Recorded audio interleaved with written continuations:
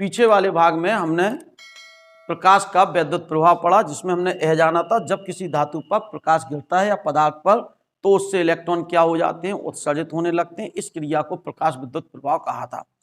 Einstein ने बताया कि प्रकाश विद्युत प्रभाव समीकरण की व्याख्या की और प्रकाश वैद्युत प्रभाव के नियमों की व्याख्या की। अब चलते हम आगे की ओर। प्रकाश की कर्णात्मक प्रकृति मीन्स प्रकाश एक कण के रूप में है, यह भी जाने।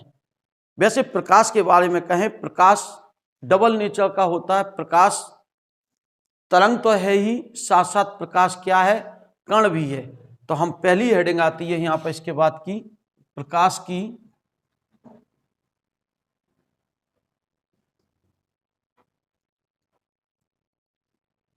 कण प्रकृति। कण प्रकृति वाली बात करें या कर्णात्मक प्रकृति, प्रकाश कण है। यह कहां से शुरुआत हुई?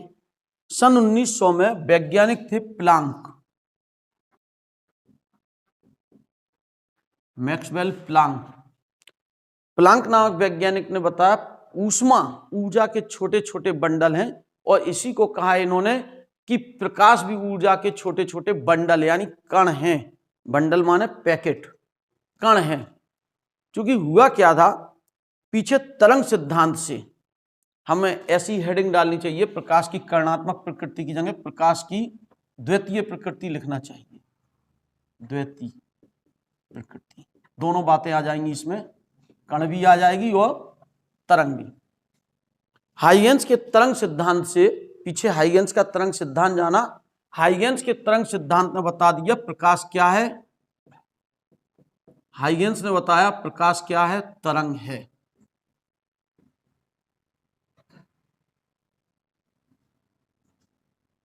जब प्रकाश तरंग है तो तरंग की सहायता से व्यतिकरण, विवर्तन, ध्रुवण आदि की व्याख्या हो गई। कौन कौन सी घटना? व्यतिकरण,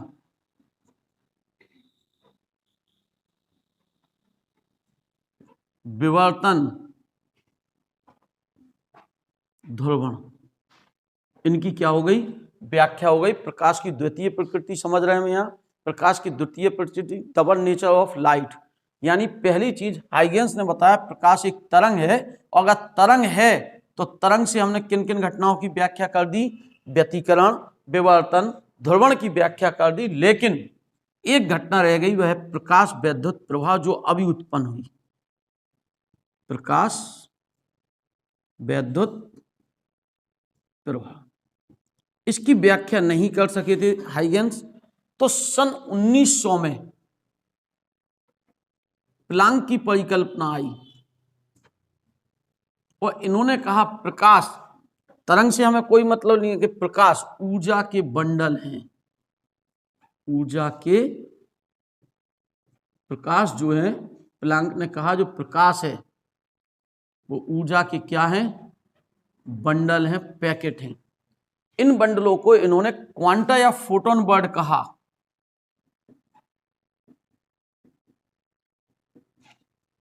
और इस फोटोन की ऊर्जा कितनी रखी? h new. और जहां h क्या कहा इन्होंने? प्लांक नियतांक। प्लांक नियतांक 6.6 10⁻⁻34 जूल इंटू सेकेंड। ठीक है। न्यू प्रकाश की आवृत्ति है। न्यू प्रकाश की क्या है? आवृत्ति। सन 1900 में प्लांक नामक वैज्ञानिक ने, जो प्लांक थे, उन्होंने बताया प्रकाश ऊर्जा के बंडल हैं। बंडल हैं तो कण है इसका मतलब, और इन्हें फोटोन या क्वांटा कहा गया। E बराबर h। इस प्रकार हम जान गए प्रकाश, और इससे इन्होंने किसकी व्याख्या कर दी? प्रकाश वैद्युत प्रभाव की क्या कर दी? व्याख्या। जो इसको इन्होंने यहाँ नहीं कर पाए थे हम, लेकिन यहाँ हो गई। रमन प्रभाव की व्याख्या हो गई, जीमन प्रभाव की व्याख्या हो गई, क्रॉम्पटन प्रभाव,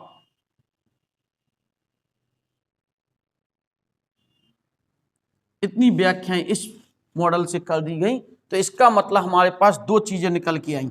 यहां से क्या निकल के आई? प्रकाश क्या है? तरंग है। यहां से क्या निकल के आया? प्रकाश क्या है? कण है। प्रकाश तरंग भी है, प्रकाश क्या है? कण भी है। यानी प्रकाश में डबल नेचर होता है। तो प्रकाश में द्वितीय प्रकृति माने डबल नेचर है।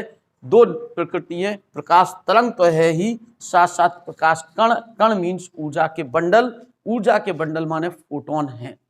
तो ये जो तरंग बताया था वो हाइगेंस ने बताया था। हाइगेंस का तरंग सिद्धांत पीछे पढ़ा हमने, और यहाँ पर हमने प्लांक की परिकल्पना, इस सिद्धांत का प्रयोग करके ही आइंस्टीन ने सन 1904 और 5 में प्रकाश विद्युत प्रभाव के नियमों की व्याख्या की।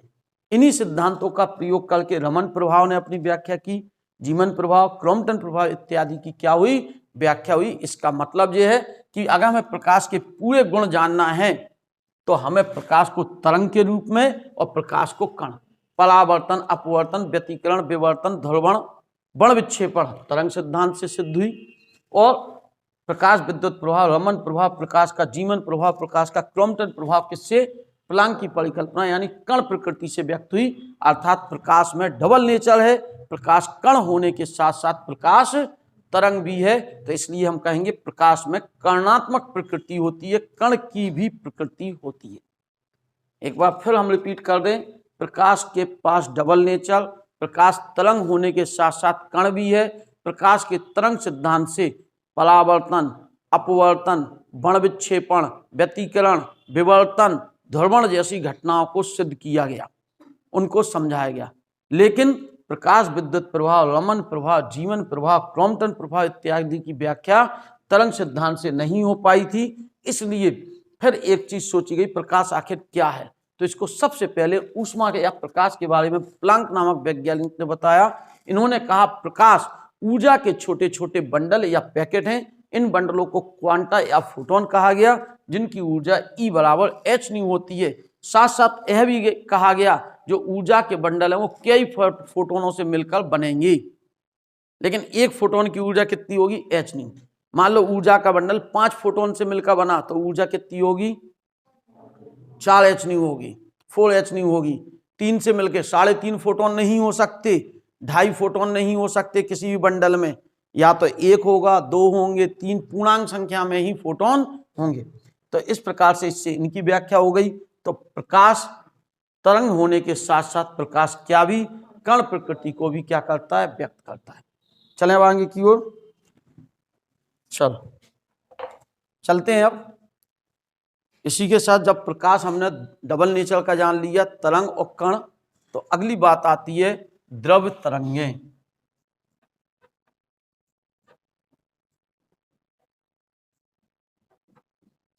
Matter wave. द्रव मीन्स मैटर, मैटर मीन्स पदार्थ, ठोस, द्रव, गैस। द्रव तरंगें क्या होती हैं? इलेक्ट्रॉन, प्रोटॉन आवेशित कण है। यह कण सूक्ष्म कण है, अत्यंत सूक्ष्म कण है। इलेक्ट्रॉन,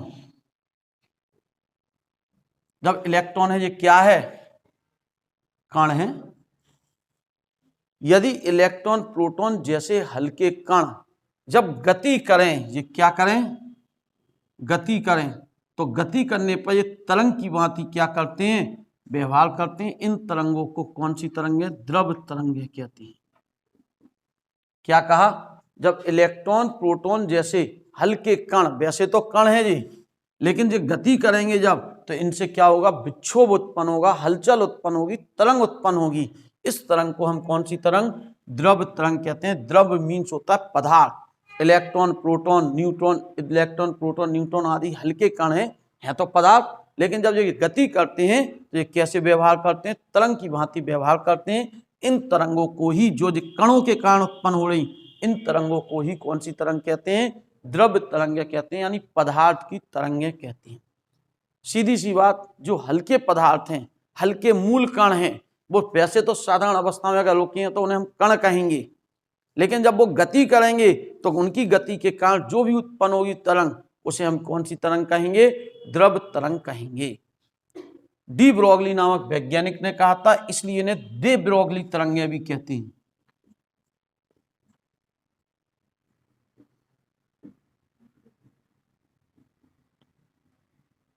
किस वैज्ञानिक ने बताया था? दे ब्रोगली नामक वैज्ञानिक ने बताया था। इसी कारण इन्हें कौन सी दे ब्रोगली तरंगें भी कहते हैं। तो यह तरंगें जो हैं वैसे तो जो इलेक्ट्रॉन प्रोटॉन इत्यादि कण है, लेकिन जो है गतिक अवस्था में आ जाएं तो यह कण जो है वो कैसे व्यवहार करते हैं, तरंग की भांति व्यवहार करते हैं, तरंग की भांति काम करते हैं। इसलिए इन तरंगों को कौन सी तरंगें, द्रव तरंगें कहते हैं। जैसे प्रकाश वैसे तो ऊर्जा के बंडल हैं, लेकिन गति करेंगे तो वह क्या होगी, विद्युत चुंबकीय तरंगें उत्पन्न होंगी। तो प्रकाश कण होने के साथ साथ क्या है, तरंग। देखो उन्हें दे ब्रोगली तरंग नहीं कहते। दे ब्रोगली तरंग कौन सी है, पदार्थों के कणों की व्याख्या की। दे ब्रोगली नामक वैज्ञानिक ने देखा कि इलेक्ट्रॉन प्रोटॉन न्यूट्रॉन जैसे हल्के कण, इलेक्ट्रॉन प्रोटॉन एल्फा कण न्यूट्रॉन आदि जैसे हल्के कण जिनमें बहुत कम द्रव्यमान है, साधारण रूप से तो वो कण है, लेकिन जब वो गति करेंगे तो क्या होंगे, तरंग की भांति व्यवहार करते हैं। इन तरंगों को दे ब्रोगली तरंगें कहते हैं या द्रव तरंगें कहते हैं। अब बात आती है द्रव तरंगों की तरंग दैर्ध्य।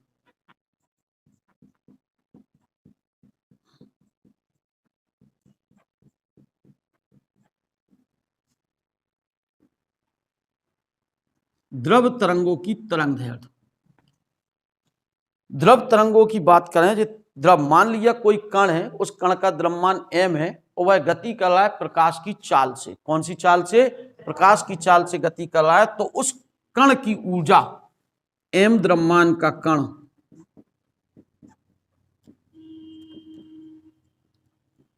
प्रकाश की चाल से c से गतिमान है, तब उस कण की ऊर्जा कितनी होगी, E बराबर mc²। आइंस्टीन ने कहा था द्रव्यमान को ऊर्जा में, ऊर्जा को द्रव्यमान में बदला जा सकता है। अगर कोई कण है तो द्रव्यमान है, और द्रव्यमान है और प्रकाश की चाल यानी तीव्र वेग से गति कर रहा है, तो उसमें ऊर्जा होगी। तो E बराबर क्या होगी, mc²। अभी हमने थोड़ी देर पहले प्लांक ने बताया, या हम बात करें आइंस्टीन ने, उन्होंने कहा अगर वह कण गति कर रहा है और गति कर रहा है तो वह बहुत तेज चल रहा है, जब बहुत तेज चल रहा है तो उसमें आवृत्ति होगी, क्यों, तरंग बन गया। यदि इस कण को, ये कण द्रव तरंगों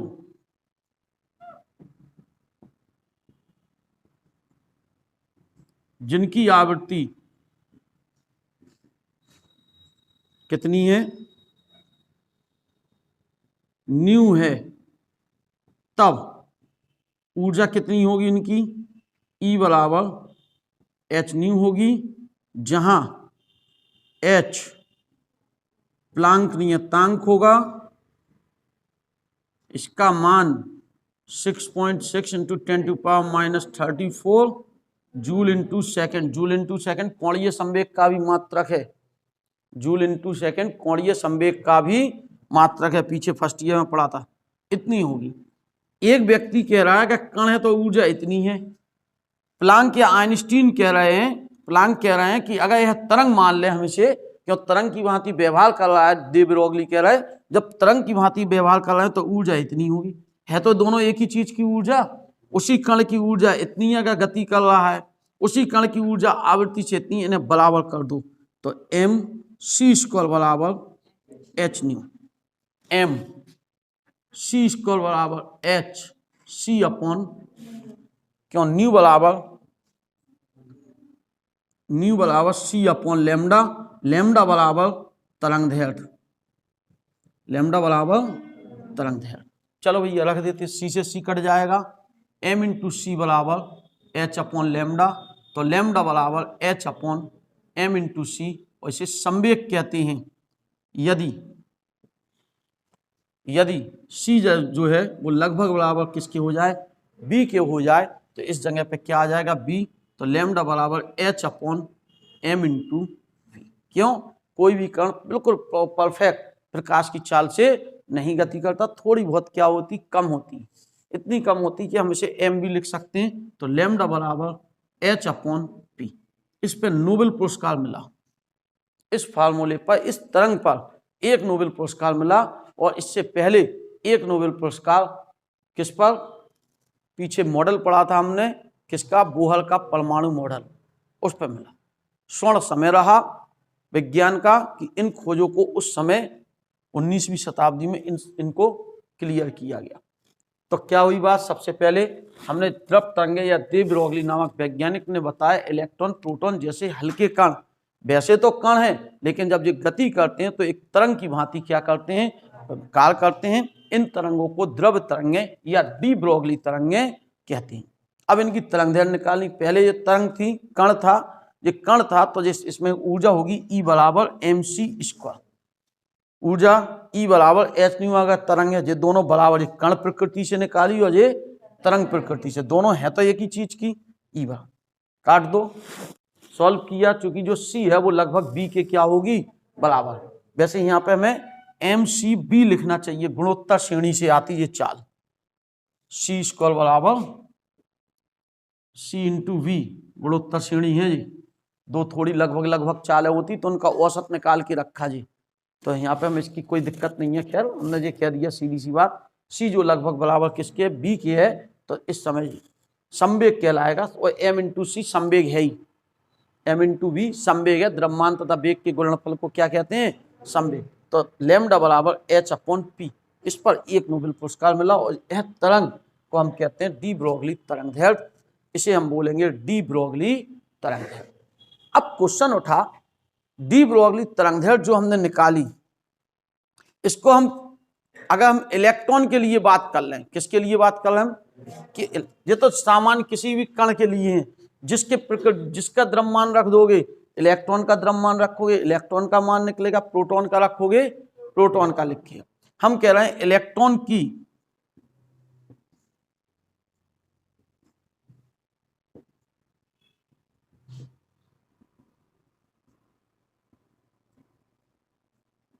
सवालों में हमें पूछा जाएगा इलेक्ट्रॉन की डी ब्रोगली तरंग दैर्घ्य का मान निकालना होगा। सूत्र तो कैसे, अगर हम इलेक्ट्रॉन मान लें, ये तो समीकरण हो गया, किसी भी डी ब्रोगली तरंग दैर्घ्य क्या है, लैम्डा बराबर h/p, यानी h/m इंटू वी। इलेक्ट्रॉन के लिए इलेक्ट्रॉन का द्रव्यमान कितना हो, m बराबर कितना होता है 9.1 10⁻³ किलोग्राम। याद कर लो इन चीजों को, ये बार बार आपको प्रयोग होनी है। जब इतना द्रव्यमान है तो गतिज ऊर्जा, इलेक्ट्रॉन की गतिज ऊर्जा कैसे निकलेगी, k बराबर 1/2 mv² से। निकालो जरा mv² से, क्या निकाले हम, b² का मान निकाल लो, b² बराबर 2k/m का रूट रख दो समीकरण 1 में रखने पर या इसी में रखने पर रख दो, रखें तब इलेक्ट्रॉन की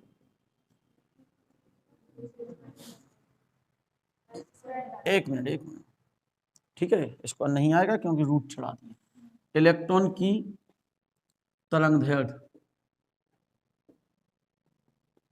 इलेक्ट्रॉन तरंग की तरंग दैर्घ्य कहना चाहिए क्यों, द्रव तरंग बन गई। अब वो रखो लैम्डा बराबर h/m और इसकी जगह क्या रख दें 2k/m, इस m को अंदर ले जाओ,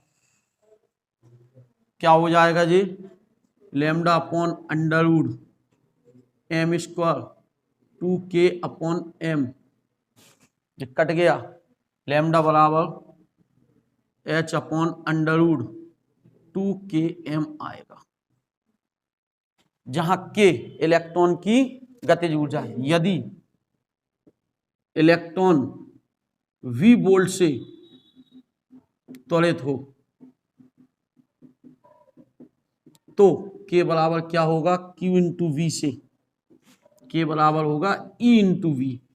q माने इलेक्ट्रॉन का आवेश, इलेक्ट्रॉन का आवेश कितना होता है e, रख दें तो लैम्डा बराबर h/√2e/2m पहले लिख लो, सही रहेगा, m e इंटू वी, सही रहेगा, क्रम से ही अच्छा यह बनेगा जी सब मान। अब इनमें किन किन के मान मालूम, h का मान मालूम, ये लिखा है h का, ये लिखा ई का मान मालूम, एम का सबको रख दो जरा, देखें क्या मिलता। लैम्डा बराबर 6.6 इंटू 10⁻34 अंडर रूट 2, एम का मान 9.1 10⁻31 1.6 10⁻19 इंटू वी लैम्डा। इस सबको सॉल्व कर लो, ये आएगा 12.29 गुणे 10 की घात -10 अपॉन अंडर रूट वी।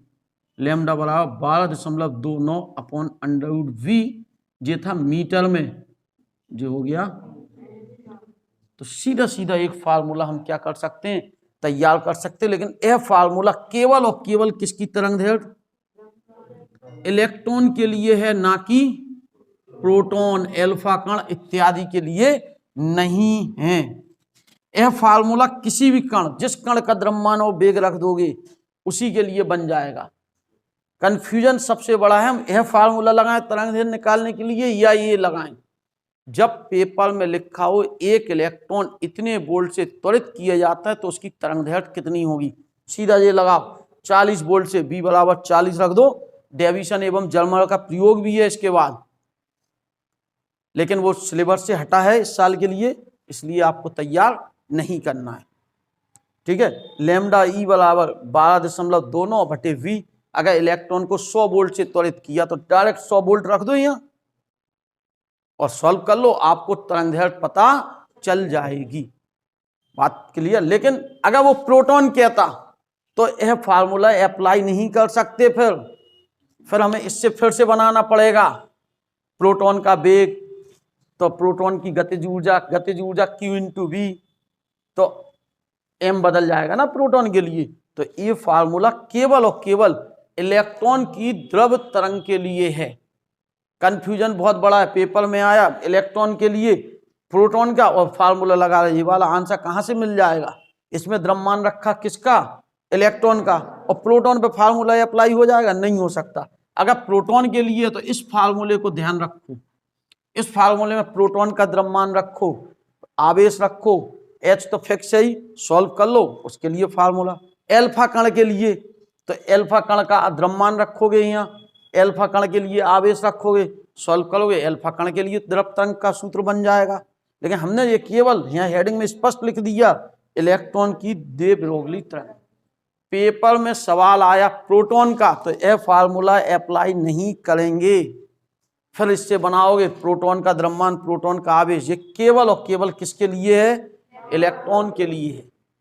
क्या हुई बात, दे ब्रोगली तरंगदैर्घ्य। दे ब्रोगली नामक वैज्ञानिक ने बताया, वैसे तो इलेक्ट्रॉन प्रोटॉन जैसे हल्के कण हैं, लेकिन ये गतिक अवस्था में आते हैं तो तरंग की भांति क्या करते हैं, व्यवहार करते हैं। जब यह लगभग प्रकाश की चाल के बराबर चाल से चलते हैं तो क्या करते हैं, तरंग की भांति कार्य करते हैं। इन तरंगों को द्रव तरंगें या डी ब्रोगली तरंगें कहते हैं।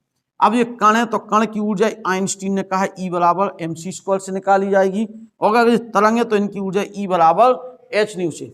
दोनों एक ही बात है, बराबर कर दिए, हमें तरंगदैर्घ्य का सूत्र पता चल गया। संवेग निकालना होगा, जहां P क्या है, P कण का संवेग है, नहीं तो P ढूंढते रहो, P कण का संवेग। इस सूत्र से आप तरंगदैर्घ्य पता कर सकते हैं। सवाल में संवेग दे देगा, H का मान जानते हो, रखो, कण का वेग दे देगा, द्रव्यमान दे देगा, H का मान रखो, तरंगदैर्घ्य निकल आई। लेकिन हमसे कहे भाई तरंगदैर्घ्य के लिए स्पेशली वेग बनाएं।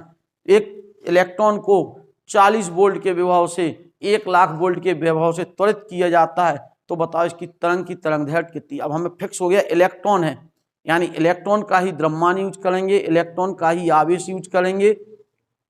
तो यही फार्मूले को हमने रूप बदल दिया, बस गतिज ऊर्जा के पदों में लिख दिया, K बराबर 1/2 mv²। निकालो, यहाँ रखा, जी सूत्र तैयार हो गया। इसमें K मतलब गतिज ऊर्जा Q इंटू V से E इंटू V मान रख दो। इलेक्ट्रॉन के लिए इलेक्ट्रॉन का द्रव्यमान, इलेक्ट्रॉन का आवेश, सॉल्व कर दो, इतना मान आएगा। तो इस प्रकार से इस सूत्र से हम क्या कर सकते हैं, इलेक्ट्रॉन की तरंगदैर्घ्य ज्ञात कर सकते हैं। ये चैप्टर कंप्लीट हो गया। ठीक है, वीडियो क्रम से पढ़ने के लिए आई बटन का प्रयोग करें। आई बटन जैसे ही क्लिक करेंगे प्लेलिस्ट खुलेगी, क्रम से वीडियो आपको प्राप्त हो जाएंगे। नमस्ते, धन्यवाद।